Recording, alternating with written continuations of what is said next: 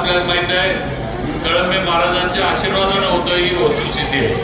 ज्यांना विठ्ठलाचं दर्शन घ्यायला पंढरपूरला जाता येत नाही त्यांना विठ्ठलाचं दर्शन याच ठिकाणी झालं पाहिजे आणि आपली करड नगरी प्रति पंढरपूर म्हणून नावाजली गेली पाहिजे या उद्देशानं, या प्रेरणेनं, या भावनेनं महाराजांनी हा सोहळा इथं सुरू केला.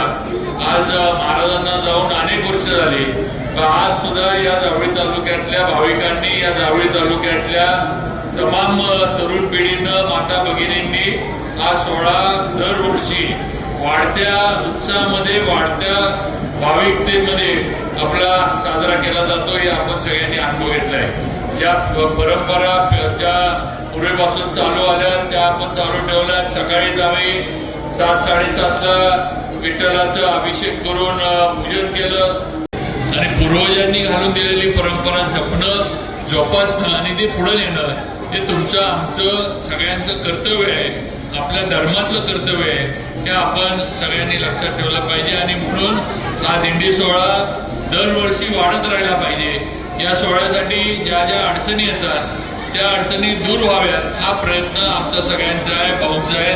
आम्ही सगळे दरवर्षी तो प्रयत्न करत आलोय. करडचे सर्व ग्रामस्थ, ग्रामपंचायतचे सगळे सदस्य, आपलं तालुक्याचं प्रशासन, जिल्ह्याचं प्रशासन दरवर्षी आपण हा सोहळा नीटनेटका व्हावा, याच्यामध्ये अडचणी येऊ नयेत हा प्रयत्न करतोय.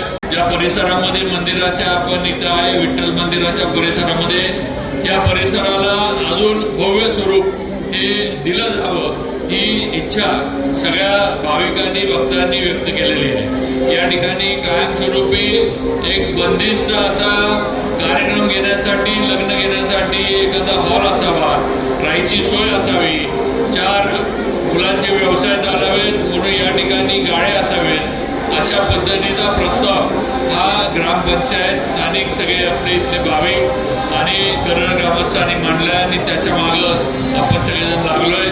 आणि जे भाऊंनी इथं सांगितलंय की लवकरात लवकर इथं भक्त निवास या ठिकाणी उभा राहावा, तर 100% आपण लवकरात लवकर आपल्या सरकारच्या माध्यमातून भक्त निवासची उभारणी या ठिकाणी करू. आणि तो करत असताना ज्या अपेक्षा आहेत की सर्वसामान्यांना त्या भक्त निवासाचा वापर झाला पाहिजे. लग्न असतील, छोटे मोठे कार्यक्रम असतील किंवा अगदी